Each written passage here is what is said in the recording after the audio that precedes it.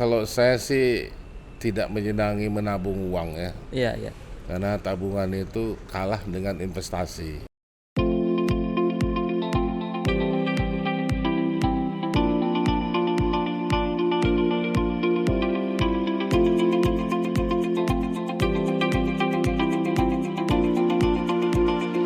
Nah, itu gimana Pak mengenai dilema antara penetapan dengan juga kadang-kadang kan klien pengennya udah Bapak aja lah ngurus semua sampai selesai gitu. Itu gimana Pak dilema yang Bapak hadapin selama ini? Ya rata-rata kan klien ini kan orang sibuk Iya, iya. dan juga mereka ini tidak begitu paham ya, Iya, iya. Awam ya. awam ya Iya. dalam hal ini. Dia minta bantu kita bantu, tidak ada masalah. Di dalam hal ini nanti hasilnya apa kita laporkan. Iya, iya. Bahkan kadang-kadang kita ajak mereka tuh, misalnya pembelinya kita ajak ke dispendanya. Dispendanya ya. Nah, inilah dia ceritanya. Jadi Iya, ada iya, iya. ya transparansi itu perlu. Transparansi ya. Transparansi itu perlu. Dan itu merupakan efek apa ya, jasa yang kita tidak pungut sih sebetulnya. Iya, Itu iya, hanya iya. membantu melancarkan orang. Iya, iya. Bentuk dari servis lah ya Pak ya. Ya, servis. Servis kita kepada klien ya. Itu ya juga yang mungkin membuat Pak Zulkifli Stompul ini selama menjadi notaris bisa dibilang dalam tanda petik laris Pak. Ini yang saya dengar. Alhamdulillah. Iya, iya, iya. Mungkin Pak kalau tadi Bapak menyinggung ya bahwa ketika kita salah satu resiko terbesar tuh ada di karyawan ya Pak ya. Di karyawan yang kita mungkin karena rutinitas kita udah saking percayanya kita lepas gitu. Ada pengalaman di sana Pak? Alhamdulillah di kantor saya sih enggak. Iya, iya. Anak-anak saya di kantor itu, pegawai itu pada umumnya tidak terlalu lancang mereka itu. Amanah ya, Ya, bisa amanah. dipercaya ya. Bahkan mereka kalau udah melihat situasi tertentu itu, Pak, Bapak aja langsung gitu. Angkat bendera putih ya. Langsung dia, Iya, wah iya, saya udah ngerti ya. Iya, iya, iya. Nah, ini langsung saya turun gitu Iya, kan. iya, iya. Gitu kan. Ya, itulah. Kalau ini selama jadi MPW ada permasalahan yang ternyata setelah diinvestigasi datangnya malah bukan dari notarisnya tapi dari karyawan. Tapi ya sebetulnya kita kalau outputnya itu harus kita yang bertanggung jawab. Iya, iya betul. Karena di dalam proses itu kita nggak bisa menyalahkan mereka. Betul, betul. Ya, Makanya kita harus kerja sesuai dengan protokol. iya, iya, iya. Datanya bacakan, nah itu. Dengan membacakan itu ada koreksi Betul, terhadap hasil kerja karyawan kan, Iya, gitu kan. iya. Nah, di situ perlu. Memang capek, tapi ya itulah Iya. amanah kan. Aman. Apalagi zaman udah ada dikenal dengan copy paste Pak. Ya, Itu kan dan itu memudahkan sekali. Iya, memudahkan tapi di satu sisi saya lihat Pak ada juga teman-teman yang mungkin yang kata Bapak tadi melewati prosedur pembacakan bisa jadi salah ini typo. Jadi istilahnya terketik di ketikan yang sebelumnya gitu Iya, kan. ada. Itu mungkin salah satu tipsnya juga ya. Iya. Kita harus membacakan di depan klien.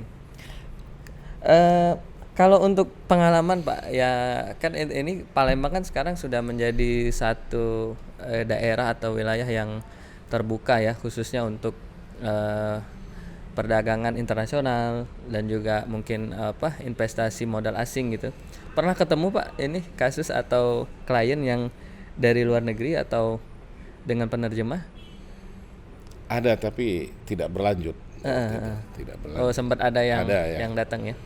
Artinya memang Pak Zul ini bisa dibilang berpraktek atau menjabat itu di masa yang bisa dibilang sebelum digital ke masa digital ya, ke milenial. Jadi dua masa ini mengalami Pak ya.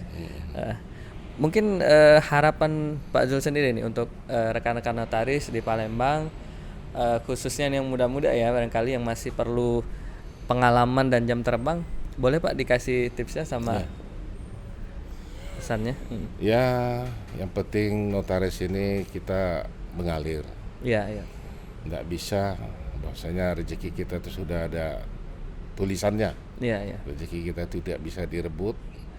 Bahkan kadang-kadang di kantor itu, Pak, di notaris sana harganya sekian. Diadu ya. Diadu. Nah, kalau itu silakan aja ke sana. Iya, iya. Tapi dia nggak bergerak juga ya. Iya, Mungkin dia iya, pikir rezeki saya gitu di Iya, kantor. iya, iya benar.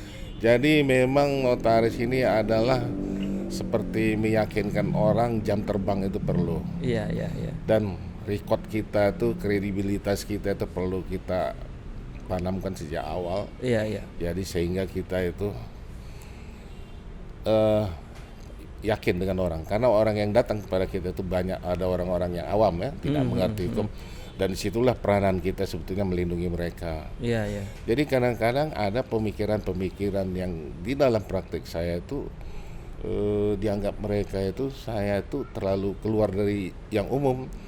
Bahkan mereka bilang, ah Pak Zul ini koboi katanya. Ya karena mereka tidak menangkap apa yang saya kerjakan itu seperti apa. Iya, Nah iya, itu iya. dia tidak bisa secara logika berpikir, dia itu tidak Sampai ya. tidak sampai. Iya, Jadi iya. kira-kira akhirnya umum aja dibilang koboi gitu kan. Iya, iya. Karena saya pernah sampaikan juga dengan mereka, kadang-kadang rakyat ini, warga kita ini ada jual beli itu dia sederhana saja, kwitansi. Iya, iya. Bahkan penjualnya itu sudah meninggal. Iya. Nah, sekarang tinggal pemikiran kita terima lah, tapi saya tidak sampaikan di sini. Iya, iya. Apa yang bisa kita lakukan buat mereka? Mencarikan solusi lah ya, Pak ya. Carikan Lebih ke sana solusi. ya. Jadi Iya, kita harus berpikir di situ. Dengan pemecahan-pemecahan masalah itu, makanya mereka tuh datang. Oh kalau yang ini tuh bidangnya sana itu ini bisa. Iya, iya, iya. Jadi kita seperti udah ada trademark gitu di Iya, situ iya, kan. iya, iya. Nah, itu dia. Jadi artinya seorang notaris itu bukan hanya tugasnya membuat akta kemudian menandatangani, melegalisir, tapi juga kalau saya tangkap dari perbincangan sama Bapak tadi merangkap juga ya menjadi konsultan ya, Iya, konsultan advisor. dan Kita jadi advisor ya. sebagai advisor kepada mereka. Karena mereka tuh kadang-kadang konsultan, datang cari konsultasi. Iya, iya. Bahkan di pengalaman saya, kalau saya tetap konsultasi, saya tidak pungut biaya. Biaya ya. Saya anggap itu seperti amal jariah, Iya, mengalir iya, aja. Tapi ada yang seorang yang juga ngasih, Pak nyampe, oh nggak usah Pak, saya nggak terima. Oh, jangan Pak, saya nggak enak kalau Bapak nggak mau terima. Ya kalau udah 2 kali 3 kali dia tekankan gitu ya, semacam Rezeki aja ya. gitu ya. Iya. Ya, artinya itu nilai plus juga lah Pak ya. Ya, Kita disitulah selama kita apa? nantinya dengan ini mereka kita rasa ada suatu kepuasan ya. Iya, iya, iya. Di dalam dia berkonsultasi dengan kita. Jadi sudah ada terekam di dalam pikirnya kalau ada apa-apa, oh itu sananya. Iya, gitu, iya. gitu. Karena nggak semua klien yang datang itu kan dengan kondisi yang normal ya Pak ya. Oh iya. Dengan kondisi yang kayak kata Bapak tadi, ada salah satu orang yang menjual mungkin ahli warisnya ada yang udah meninggal Iya. atau mungkin seperti apa gitu kan. Iya, iya. Kalau misalnya semuanya normal ya mungkin Nggak ada masalah. nggak ada masalah, nggak ada tantangan ya Nggak Pak ada ya. tantangan. Seperti itu ya. Iya. Nah ini Pak mungkin juga yang terbaru nih masalah apa kan sekarang akhir-akhir ini kita tahu pemerintah menerapkan PTSL ya Pak ya. Ya. Jadi membuat sertifikat itu menjadi lebih mudah gitu kan. Ya. Nah tapi di sisi lain kan akan melahirkan juga apa namanya problem baru. Artinya legalitas ataupun sejarah dari tanah itu sendiri gitu kan. Artinya menimbulkan potensi untuk terjadinya juga apa namanya sengketa gitu kan Pak. Nah ini dari Bapak nih tipsnya nih, kalau misalnya ada orang yang memiliki tanah belum bersertifikat gitu ya, langkah-langkah apa ini Pak yang harus dilakukan untuk menuju dia sampai dengan pembuatan sertifikat? Pertama kita harus kupas dulu UPA-nya sendiri. Iya. Di UPA kita ini ada 2 stelsel ya, Ya. satu stelsel positif, stelsel negatif. Negatif ya. UPA kita ini menganut stelsel negatif. Negatif ya. Jadi walaupun sertifikat itu terbit tetap bisa Ya. kita ganggu lah, katakan kita Ya, gugat ya, dan ya. sebagainya. Lain di stelsel positif, apabila sertifikat sudah terbit kan kita tidak bisa mengganggu lagi. Ya, Sudah ya. itulah. Udah harga mati lah Final, kira-kira harga ya. mati di Ya. situ. Jadi ya namanya itu kan harus ada.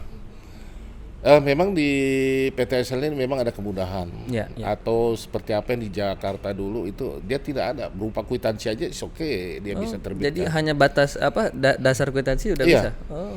Sebelum PTSL apa dulu ya, saya lupa namanya itu. Nah itu dia bisa, dasarnya lebih mudah. Iya, iya. Karena memang ya itu stelsel negatif tadi. Iya, iya.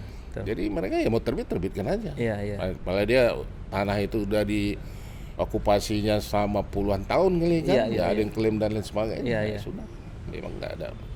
Jadi PTSL ini juga membantu masyarakat sadar hukum bahwasanya dia punya sertifikat, dia punya suatu nilai. Iya, iya. Dia sewaktu-waktu butuh dengan dana dari bank perbankan, dia sudah oke. Bisa, ya. Gitu. Nah, itu.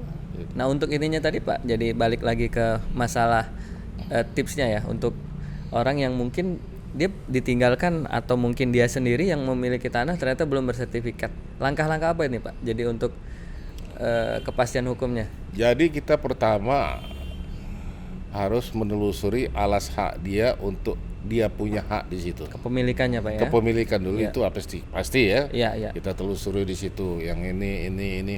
Kalaupun nanti nggak lengkap ya silakan kita arahkan nanti ke pemerintahan setempat yaitu kecamatan atau kelurahan ya kan. Iya. Untuk dibuatkan suatu, kalau di Palembang ini SPH di situ. Iya.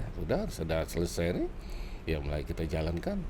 Tapi biasanya kalau PTSL ini lebih berperan itu dari kelurahan atau kecamatan. Kelurahan dan kecamatan ya. Kita ya. Iya. Lebih ke sana Pak ya. Iya. Nanti setelahnya itu baru mungkin sering Pak dapat orderan gitu untuk pembuat sertifikat sering juga? PTSL ada sih tapi nggak dominan lah. Nggak Jadi dominan. karena mereka kan dari kelurahan kecamatan gitu kan udah lebih sosialisasi kan ke masyarakat. Langsung ya, secara langsung kan, tidak melalui notaris lagi. Gitu.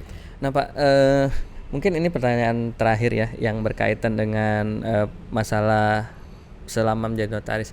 Ini kan ada juga istilahnya pemblokiran. Jadi pemblokiran atas hak SHM daripada seseorang ya yang sudah memiliki tanah.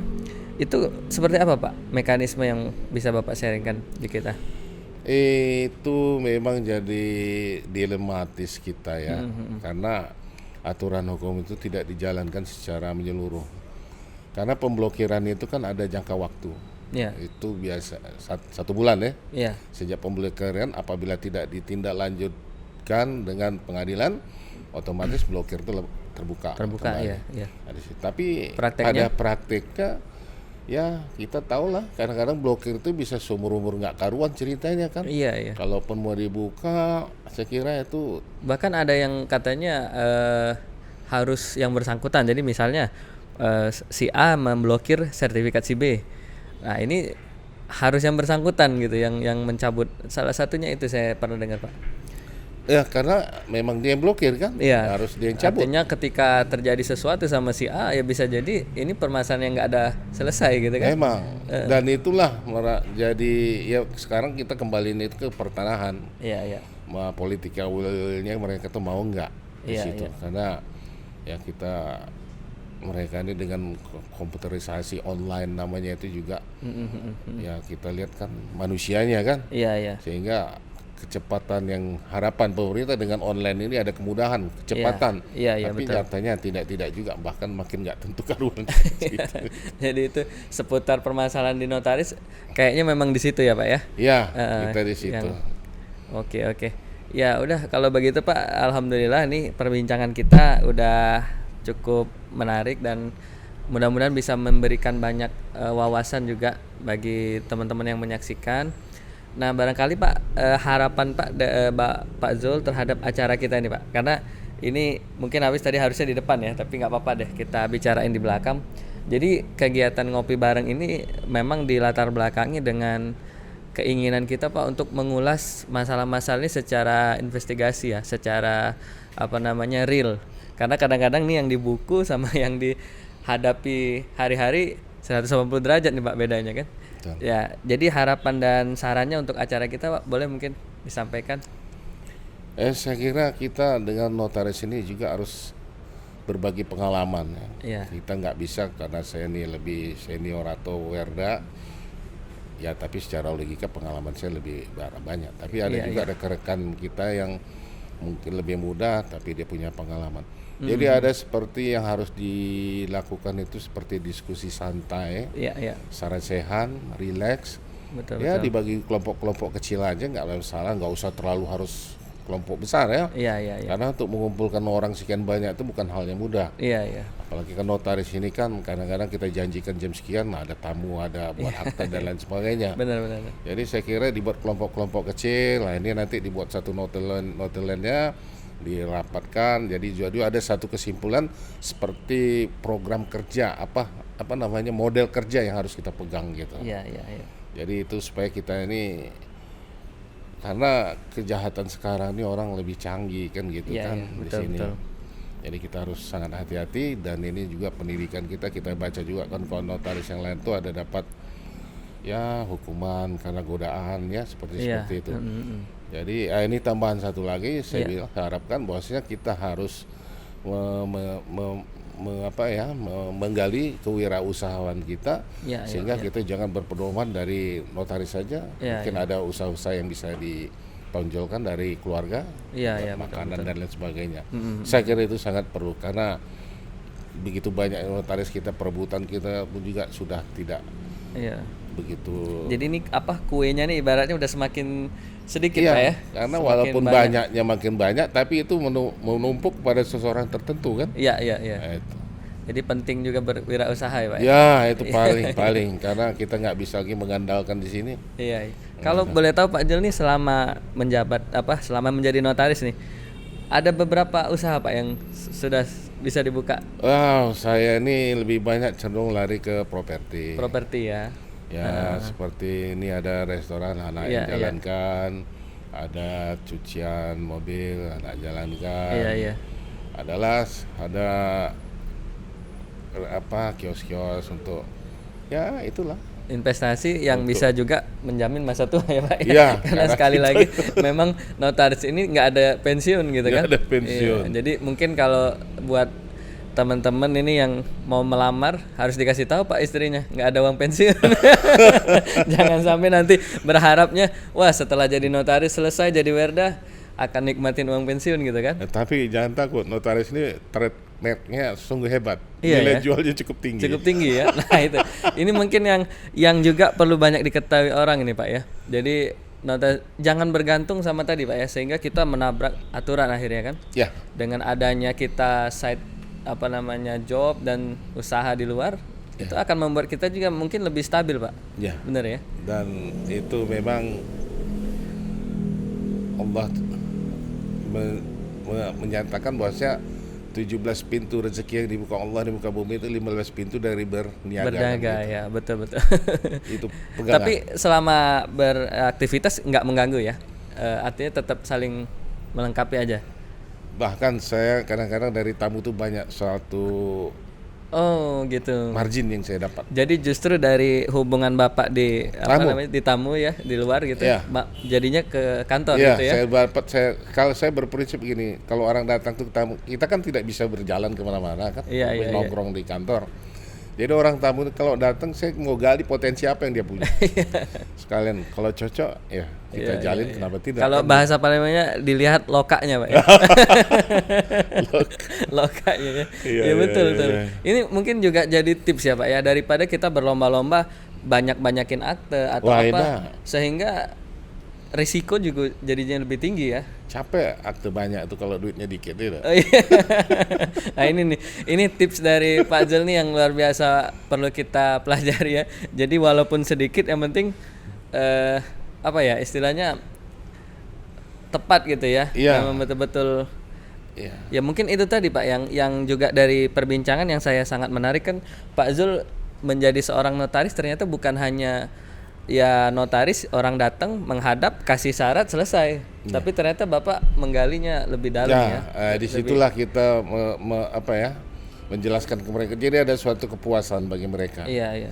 Dan itu tertanam. Jadi kalau Itu mereka puas, wah ke sana. Iya, karena Bahkan iklan juga paling efektif dari mulut ke mulut Ya. ya. Iya, iya. macam dia datang, Pak saya direferensi dari Bapak sana ini. Iya, iya. Padahal saya bilang ini kembali aja ke notarisnya kalau mengurus surat-surat. Pak nggak mau dia Pak ngurus. Ya saya juga, sudah saya gali potensi mana ada surat-surat yang lengkap ini, saya lengkapin gitu. Alhamdulillah dapat. Iya, Oke, nanti saya hitung dulu, saya bilang. Jadi kita mencarikan solusi ya Pak ya. Ya, gitu di situ. Iya, luar biasa. Oke, nggak terasa nih Pak, perbincangan kita udah di penghujung. Dan sekali lagi kami dari tim Ngopi Bareng MKN mengucapkan terima kasih banyak kepada Pak Zul, dan kami doakan mudah-mudahan selama menjadi werda sampai nanti selanjutnya Bapak tetap sehat, terus dalam rahmat Allah. Amin, amin. Dan nggak putus silaturahmi ya. Kalau tadi Bapak bilang kan masih sering. Berarti kalau mau nemuin Pak Zul di kantor ya Mas ya. Ya, walaupun bisa kontak sekarang jadi Pak. mentor ya. Iya. Cuma beda tempat duduk barangkali ya. Outsider. Outsider. Iya. Oke, terima kasih banyak buat teman-teman yang menyaksikan acara ini. Kami mohon untuk bisa memberikan saran dan juga jangan lupa di like dan di subscribe ya untuk mensupport channel ini agar menjadi channel yang dapat memberikan solusi dan edukasi kepada masyarakat. Terima kasih sekali lagi Pak Zul. Terima kasih banyak atas waktu dan kesempatannya. Ya. Salam Akta. Assalamualaikum warahmatullahi wabarakatuh. Waalaikumsalam warahmatullahi wabarakatuh.